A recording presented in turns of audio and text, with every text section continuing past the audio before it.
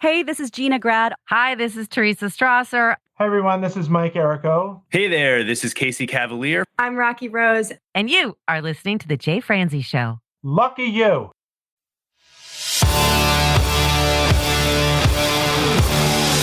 Welcome to The Jay Franzi Show. A behind-the-curtain look at the entertainment industry with insights you can't pay for and stories you've never heard. Now, here's your host, Jay Franzi.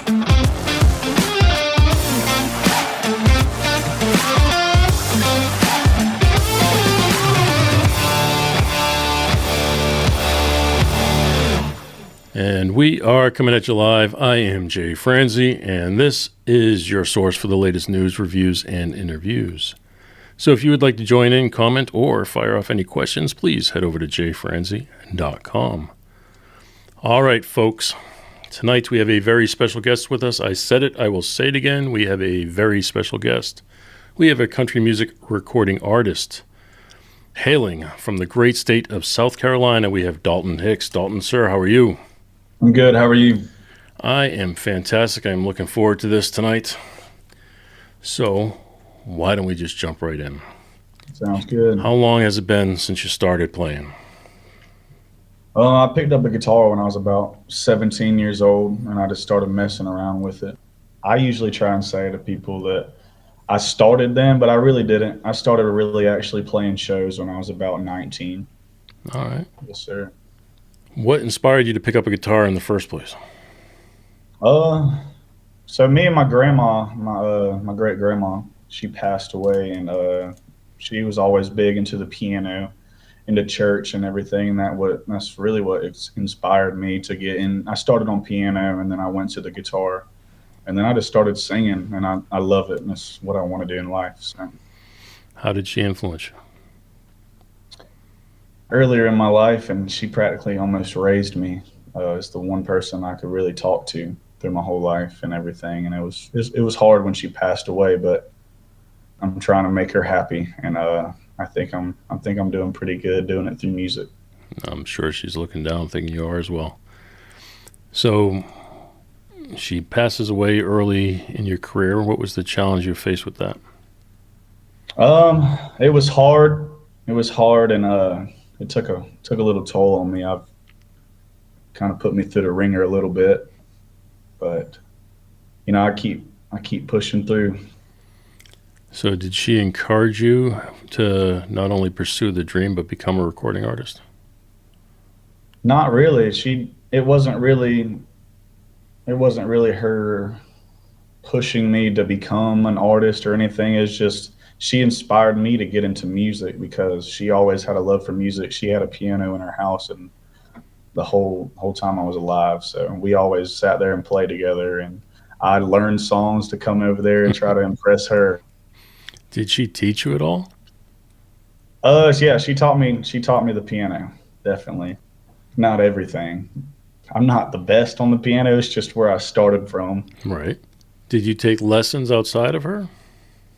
I did one time. I think it was in middle school. I did piano lessons for a little bit, and I had one recital, and that was pretty much the end of the piano. Yeah. No, I can understand that. I took piano all the way through college, and I swear to you, I still can't play anything. So, yeah. I remember I played Journeys Faithfully as my graduation piece, so somehow I made it through that, but I couldn't play it for you today if I tried. But it's all right. It's a great instrument to learn theory on, though. So, how are you at theory? Oh, yeah, I'm not that great at all. All right. So you play by ear then? Yes, sir, I do. See, I'm the other way. So I can understand the theory behind it all, the math behind everything, but I cannot play by ear for anything. So you play piano, and you said you also play guitar. Yes, sir. At what point did you pick up the guitar? 17. Like I said, I dabbled in the piano. It wasn't like a main thing for me. It wasn't a priority at the time, and I fell away from it. And then my dad got me my first guitar. It was an electric guitar when I was really young. I never really did anything with it till I was about 17, and I learned the national anthem. That's going to be pretty cool to learn, though. Yeah, I was. So I was in there showing my dad on my. I had an electric guitar, turned up the speaker, and was just jamming it. So, which do you find easier to play? Definitely guitar now. Really? Hmm. See, I tried playing guitar. I was never good at it. I picked one up. I still have it today, and I just not good. Bass guitar, I feel comfortable with, but acoustic or an electric guitar, no. Yeah, And piano, I might not be good, but I understand it. It's just getting my fingers to actually do what they're supposed to do. yeah. That's all right, though. So, at what point do you sit down and say, okay, I'm going to start writing songs?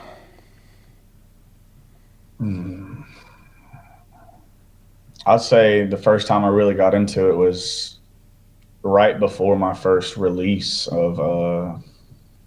It was actually there was a prior release to. It's not out anymore because I deleted it. It was way back in the day, and it had to go. It's called "Thinking About the Future," and I was the first song I ever wrote, and yeah, we recorded it and put it out, and it's crazy. I still got the recording, and it's just crazy how much my voice has matured since then. That's why I mainly put it out because I was squeaking pretty much.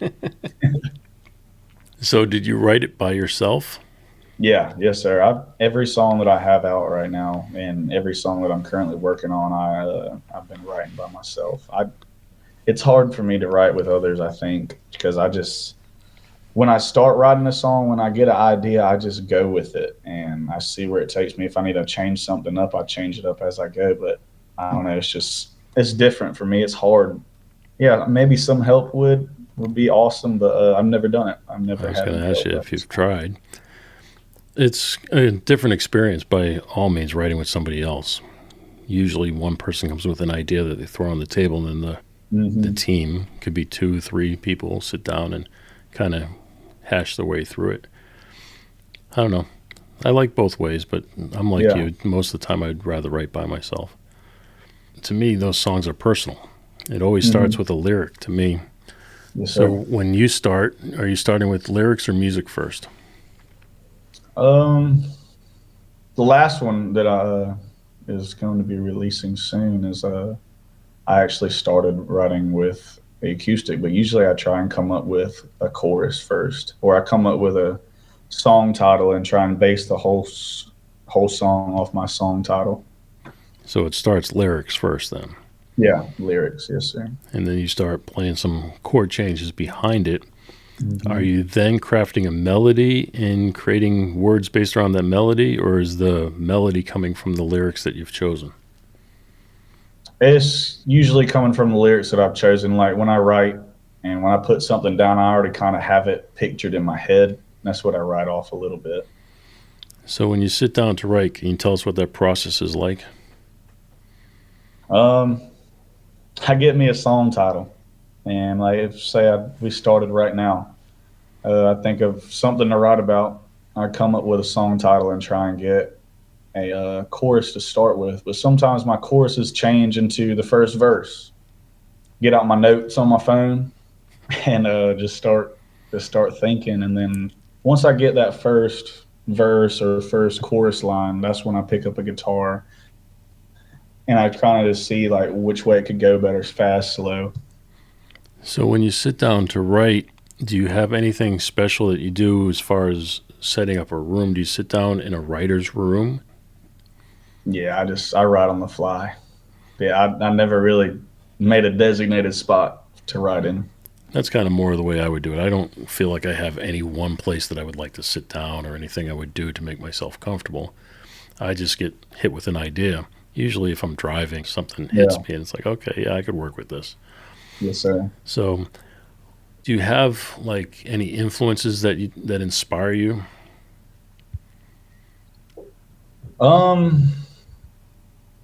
Usually it all comes from my heart, like my past and just everything through that. I've written my first song, "Goodbye Kiss." I wrote. It was actually for 9/11 and all the American heroes out there. All right. Just giving that last goodbye kiss before they go off and not knowing if they're coming back home. That was the whole inspiration on that. How tough was that to write? It was It was very. I really want to get it remade and remastered because that was back in 2019 that I recorded that. But I love the song so much, so I just wanted to keep it out there so people could hear it.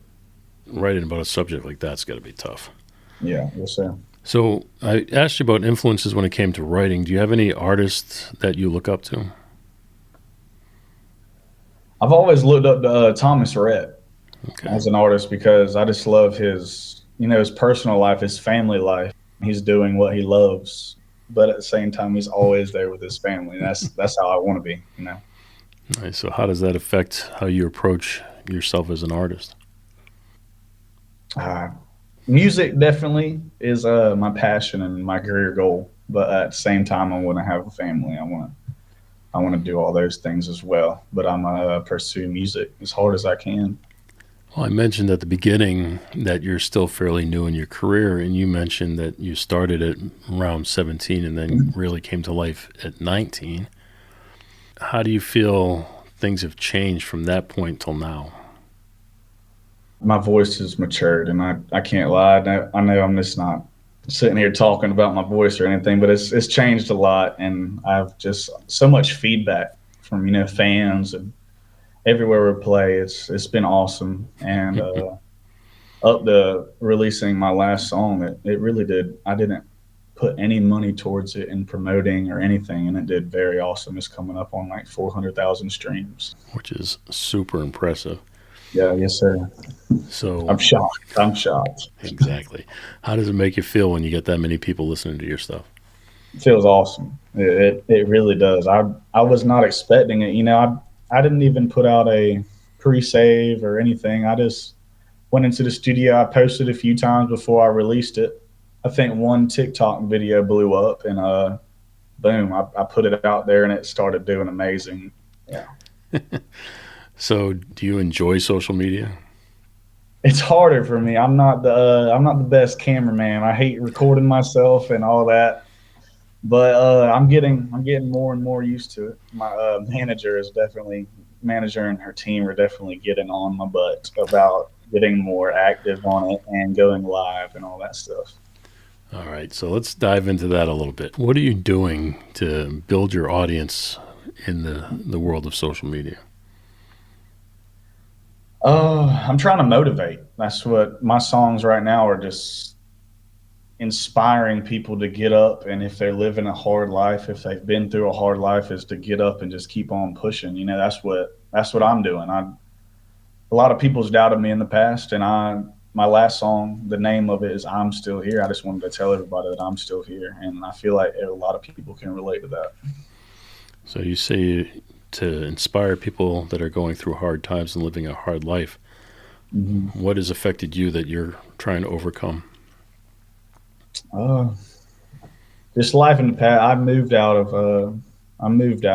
of my parents and my family right after high school, and I don't have the best relationship with my mom, but I live in Carolina. My mom lives in Georgia, and so I don't know. It's just there's all sorts of stuff, personal stuff, and everybody has their moments where they're in the gutter, but I want to be the person to bring the moments out of the gutter. I want to inspire people to get out of the gutter and have a happy life. I can understand that for sure. I mean, everybody has challenges. So the relationship with your mother, what kind of challenges that put on your career? It really doesn't. She's supportive as ever, and we definitely talk a good bit, but it's just not. It's not what I really expected. It's different. It's different. Is there a father in the picture? Yeah, my dad. He lives right down the road from me. What's the relationship like there? It's good. More the party life, kind of. We always doing something on the weekends. We go into the mud hole, go into the drag strip, pool halls. That's nice. So you're at a point where you're friends with your father? Oh yeah, definitely. I work for my dad. I used to work for my father, but I never got to that point of necessarily being friends and hanging out because my father passed away young. He passed away at 47, and I was in my early 20s when I was going through that and working for him. So Guess that would probably be one of the challenges I had to overcome. Yeah, I'm sorry to hear that. Oh, it's been a long time now, buddy. I'm old. But yeah, I mean, we all go through some sort of challenge like that. But it's good to hear that you've got that kind of relationship with your father. It's one of those things I wish I would have had. Yes, sir. So, how does your father feel? You know, if you're friends with him at this point, how does he feel about the career you're pursuing? He loves it. He brags to all his friends about it. Every time, like, we have a big old get together or anything, he's like, "Bring the guitar, bring the guitar." Does he go to any of your shows? Oh yeah, he comes to every one he can. Earlier, you mentioned you had a manager. So, who's your manager? Dawn and with Burning Ground Entertainment. So, how did that come about? So I got a call one day, and actually it was a message on Instagram from somebody in her. So, somebody on her team sought you out on Instagram and decided to reach out. Yep, and we set up a call, and I really like what I heard, and it's been very good so far. Her and her team have been putting a lot into my brain that I had no idea existed. Well, a couple of things there. First of all, how impressive is it that you're, at the early stages and somebody like that reaches out to you? Because that's a heavyweight at this point, right? Yeah. So how did that make you feel? It's huge, and I don't know. I'm just blessed. Every time something big or small happens to me, it's just I love it. Every one step closer to reaching my goals and reaching my career that I want to have is just awesome. Well, that's a big one. Yeah, it's a huge one.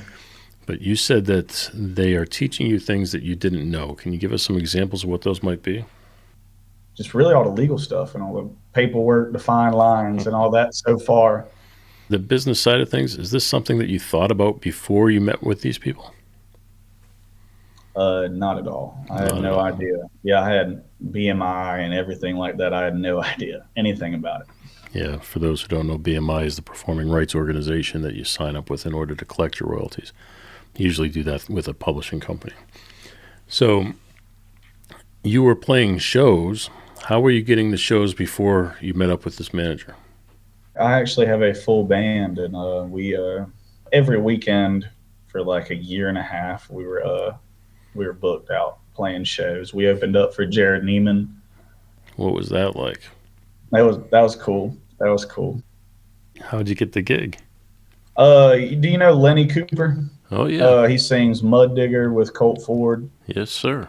Okay, yeah, and so that he owns the Skyline Club, and he really likes our band. He's actually the one that he took us up to Nashville and got us in at the Omni. Before they tore it down? Yeah. That's so sad. That's horrible. Yeah. They tore that place down. Yeah, so we all went up there and took a trip, and then we actually have a song out with the whole band. My band's called Southernly Proper, and the song's called New Way, and we have a music video and everything. It's really cool. So you went into Omni. I mean, that's an iconic studio in Nashville that's no longer there. Yeah. What was the experience there like? It was awesome. Nobody in the band, I have never experienced anything like it. Records on the wall. It's just everything they've done. And then the musicians that got hired to play on the track were like some of the coolest people that have played on tracks for some of the biggest names. And it was crazy. It was very crazy. Do you remember any of them? I don't remember the names. I was in there focused. So my band members didn't get to play. So they were the ones really talking. And I was just in there focused and talking to Bill McDermott. Did he produce it? Yeah, Bill produced it. So he selected the musicians, brought those people in, and did that. It's Yes, typically sir. the way it works in Nashville, and it's unfortunate when you have a band of your own that they don't get to play on the record. Yeah. But that's very, very common practice. I mean, known musicians. I mean, Tim McGraw had to fight for years to get his live band to be able to perform on a record. They wouldn't let him do it. So, I mean, when I say it's common practice, I mean it truly is common practice. So now that you have a management company behind you, how do you anticipate the recording processes to go in the future? I'm not really sure. Do you think that it's going to change? Oh, yeah, I definitely think it's going to change for the good. Well, let's talk about that for a minute too. Not just the recording process, but the writing process, the pre-production before you even go in the studio. Do you think that they're going to want you to write with writers? Oh yeah, they've already sent 2 my way, and it hasn't really gone far. It hasn't gone far, but yeah, it's just it's new to me, and I'm working myself in, but I've been really trying hard to get stuff out there and do what they ask me. Well, it's a big deal. I mean, that is the way Nashville works. They work in writing teams, and they have writers that come in and help support artists by taking their ideas and turning them into something, something polished, a finished product. Yes, sir. So I can only imagine that when you're working with a management company as big as the one you are, they're going to want you to write with teams that can produce a very well polished song, and then take that a step further by putting you into a studio with a producer that's going to be able to take that to the final stages. Mm-hmm. So is that something you're excited about? I am very excited for it. Yeah. What are you looking forward to the most? Really just I don't know. I've been loving it so far. Just learning everything that they've been bringing my way has been really cool, and just learning how much I didn't know has been really cool. But I'm ready. I'm ready to start. I'm ready to start getting out there, and we're really going to start pushing this new song that is going to be releasing soon. The pre-order just came out today, so you can pre-save it and everything. So that's cool. That is pretty cool. Are they going to have you put a focus on social media?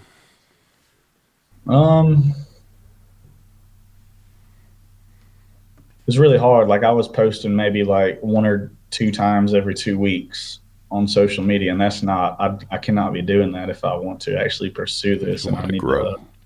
Yeah, if I want to grow, and so that, I guess that's kind of deflated probably stuff that could have been maybe bigger, I guess. But what are you going to do to overcome that? I'm going to start pushing myself hard. And I actually just moved into a new apartment this past Wednesday. And I got my whole little setup here. I'm going to start. I got my guitars. I'm ready to hang on the wall and everything. I'm ready to start buckling down after work. And half of it was I just didn't want to be a nuisance to anybody that was in the house with me singing or doing TikToks. And now that I have my own place, it's going pretty good. It's got to be tough the first few times you try to do a TikTok on your own and you're talking to a blank screen and you're trying to. It can't be easy, I'm sure. Yeah. Yes, I don't typically get on there and just talk to a screen. I have to have somebody like you to talk to, and we have a conversation. My daughter, no problem. She talks to the screen all day long, but it kills me. We had 1 year and a half ago, we went live. Me and my bandmate, we just went live. I've never went live and actually blown up before, but this live, I'm talking about at the end of, we were on it for like 6 hours, and there was like over 400,000 viewers in a TikTok live. There was beer at my feet. We were just sitting there cutting up, singing songs, and it was awesome. That's funny. Mm-hmm. Do you look forward to the fact that now you can focus on the craft and not the business? Yeah. Yes, sir, I do. All right. So you said you played a lot of shows and you were going strong for a year. What do you remember most about that time? It was a fun time. It was very fun. Tell us about that.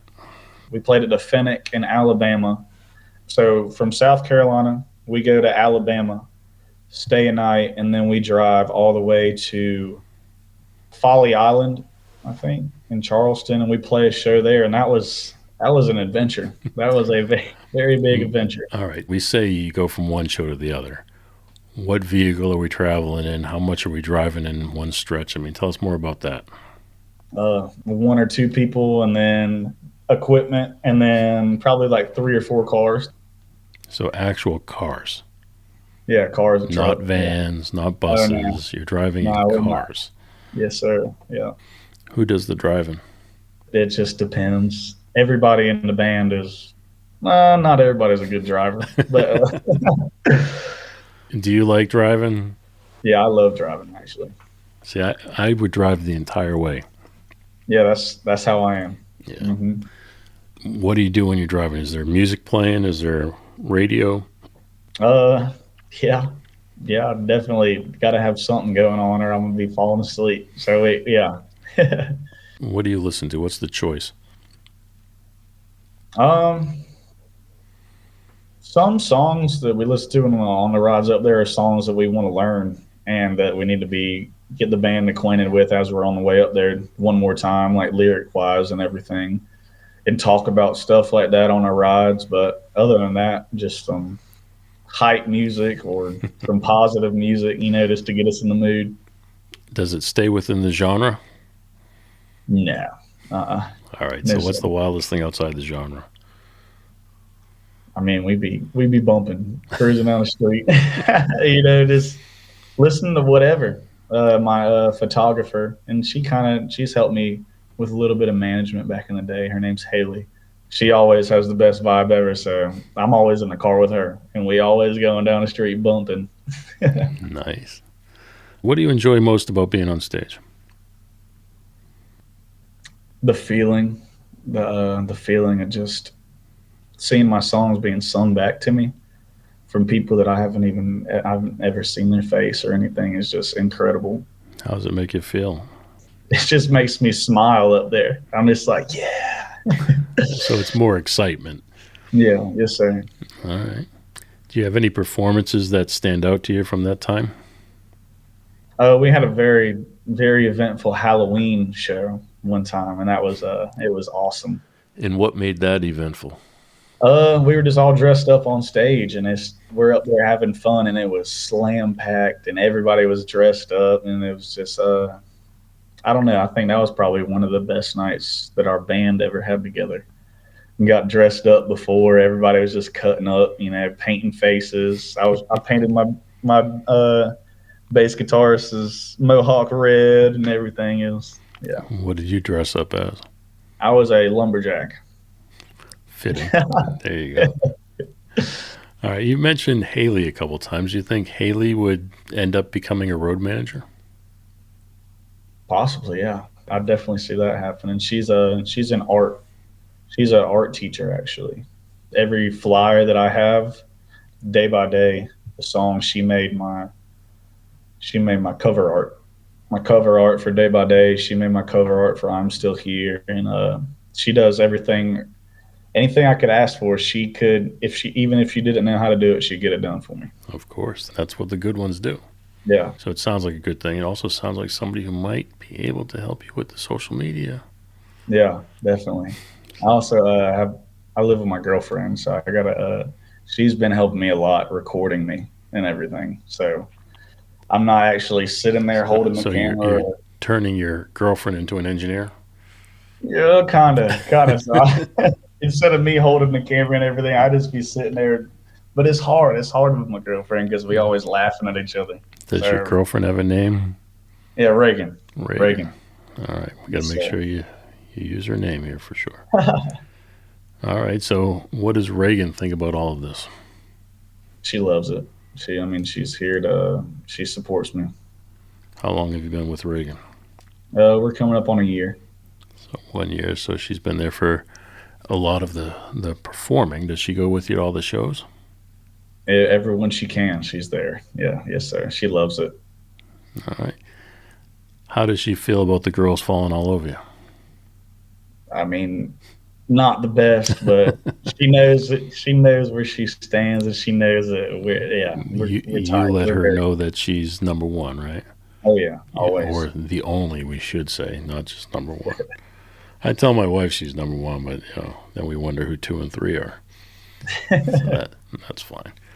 All right. So when you're performing these shows, do you ever think about capturing that moment to build your social media following? Yeah, I have a few good videos of shows and everything. If that's what you're talking about, getting videos of it. Well, yes, of course. But I'm thinking like to take the moment, especially when you have the opportunity to open up for a larger audience or a larger band artist that has a larger audience, to take the time to let that audience know that you have a social presence a lot of people get so excited they get up on stage and they perform. Then when they're done, they walk off stage, never once asking for that audience to connect with you. So I'm kind of curious, have you done any of that in the past? And if not, is that something you plan on doing in the future? Yeah, I have. I haven't played the biggest shows ever. Like it's usually just bars. So we play a show and then we get off stage and we go drink with everybody. It's really not turned into something that I don't socialize. I socialize very well, and that's what I love to do. So I can sit there after a show and talk to a fan just drinking a cold beer for 30 minutes if I want to. I love it. That's awesome. All right, so what do you hope the fans take away from your music? Just to get inspired and really just know that, I don't know, I said it a couple times on TikTok, I just don't want to be another country singer. I want to have my own style, and I want to bring my own life into my music, and I want to inspire people through my life and the words that I put into these songs. What is it you think is going to make you different?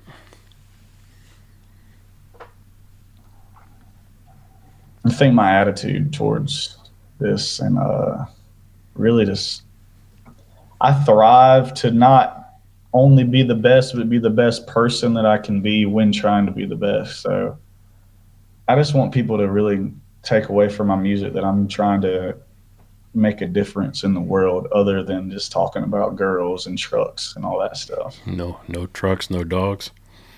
Yeah, I mean, maybe go on down the line. I mean, a song I got the song me and my band are working on is it's really cool. It's coming together a lot. It's not about girls, but it's about living for the weekend. So. There you go. Have you ever thought about collaborating with other artists? I have. I'd be honored to. That would be awesome. Who do you think would be a good fit? Shoot for the stars, but I say I want to do something with Jelly Roll or something like that. All right. Along that one. Why Jelly Roll? He kind of has the same topic of what I'm trying to put out. That backstory. Yes, sir. All right. No, I can see it. So, no, Shoot for the Stars. There's no reason why you couldn't do that. He collaborates with just about anybody. So it'd be good. That's probably a good one. What about like a Jason Aldean? Yeah. I mean, that'd be off the chain. So, yeah. All right. Hey, Jason, if you're listening, give us a call. We'll set that up. We'll take care of it. He listens all the time, so we'll take care of that for you. All right. Oh, yeah. Yeah. Hell yeah. We'll give it a shot. What the hell? So when we talk about the business, now that you have a manager, do you put any sort of thought or consideration into how to brand yourself? They've actually been really just on my butt about how to brand myself and everything like that. But I'm not really sure. I really don't know. Well, if we think about it, if we break it down into what the simplicity of what branding is, it's just your reputation. So when somebody thinks of you, what do you want them to think of? Good music and a strong and motivated personality, I guess. Yeah, I can see it, sir. Absolutely. Well, I mean, I know you're early in your career, but if you could fast forward a little bit, what kind of legacy do you want to leave behind? A strong one.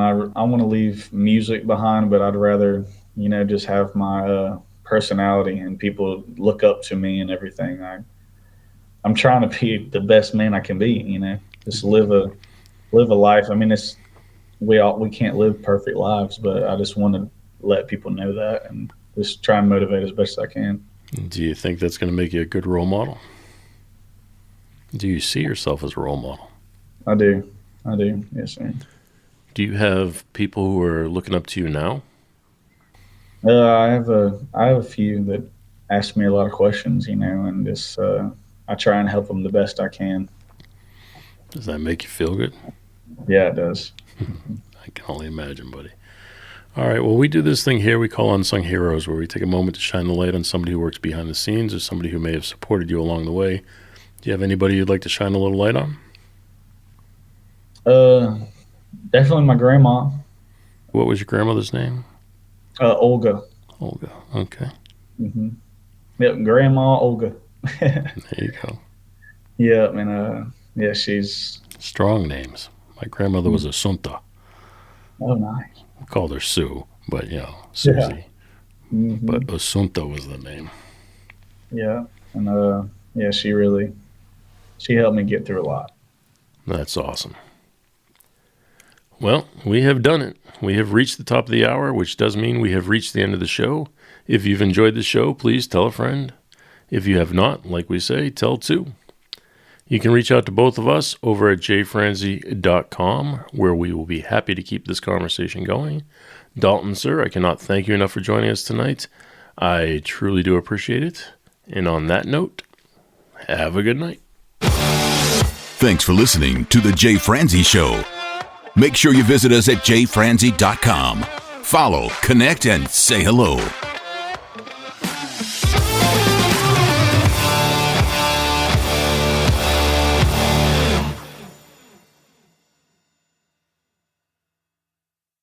This episode has been brought to you by VR Knives, your source for 100% custom knives made by a true rock star. So, if you're in the market for a new piece of art, reach out to VR Knives. 407-421-5528. 407-421-5528.